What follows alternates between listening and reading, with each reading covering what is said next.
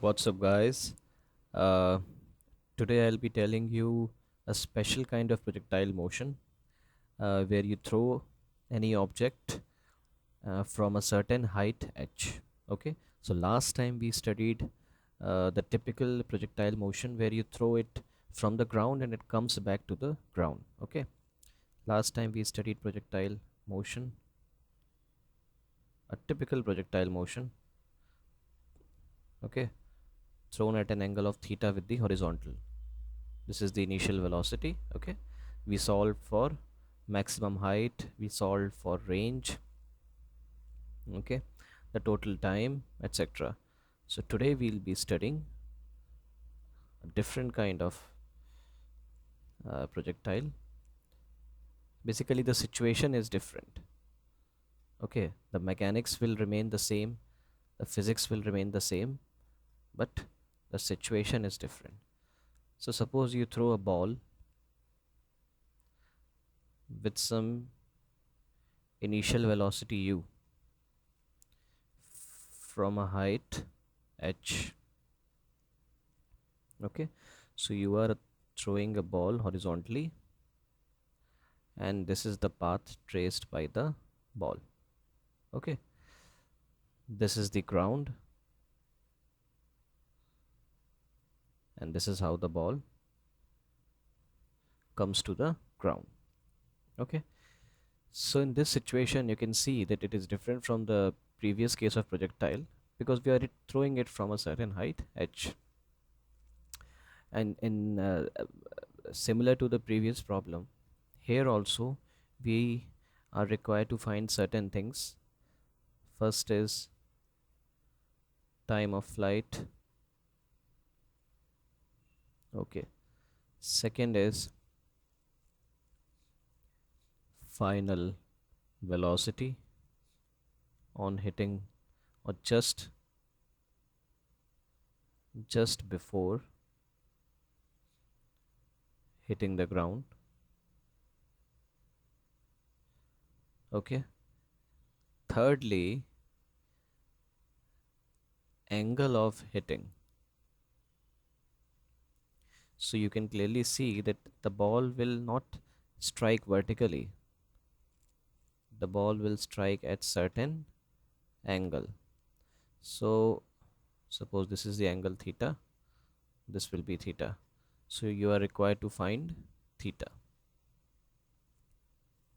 Fourthly, range. So this will be the range. This is also that we need to calculate. Okay, so please do not make the mistake of using the formula for maximum height. A lot of students, what they do, they think that this is the maximum height, so we'll use the formula for maximum height, which is u square sine square theta upon 2g. No, that is wrong, because that is totally a different case, this is a different case. So we have to take a different approach in solving this problem. So what will be approach? As you might have guessed, we know that in projectile, I told you, vertical motion is independent of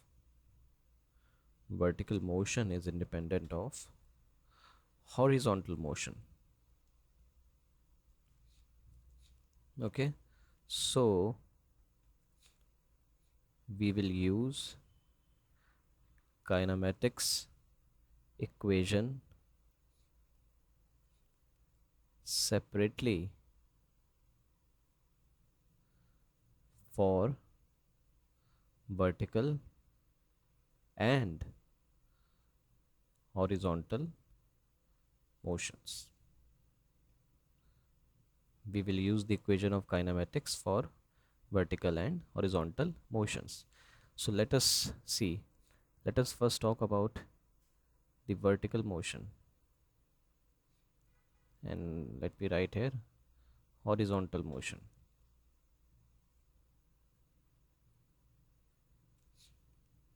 Vertical motion, horizontal motion. So horizontal motion is x, vertical motion is y. Okay. What is the initial velocity? Vertical. Clearly it is 0 because you are throwing the ball horizontally. If you are throwing the ball horizontally like this, if you are throwing the ball horizontally like this, it does not have any vertical, it doesn't have any vertical velocity. So initial vertical velocity is 0.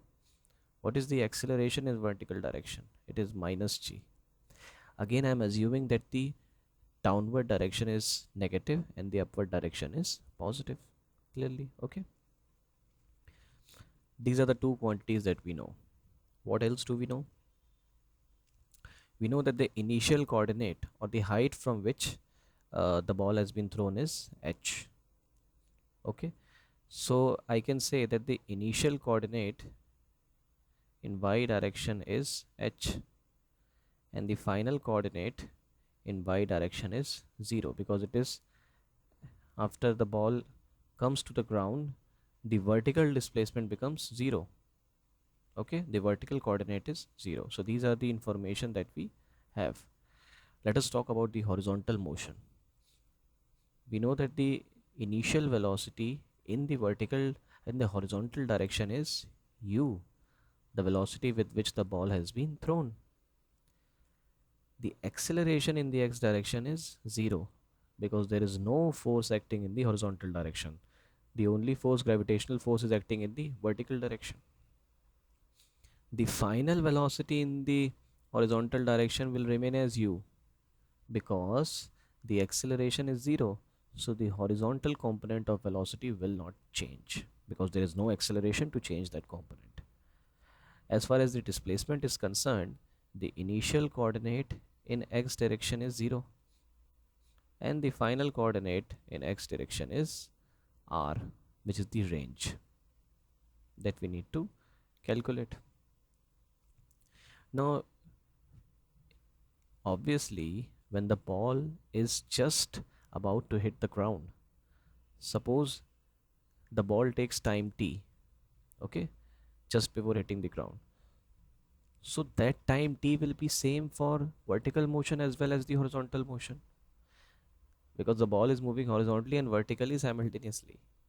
So just before hitting the ground, if the time taken is t, then that will be same for horizontal and vertical motion. Okay. Now let's begin.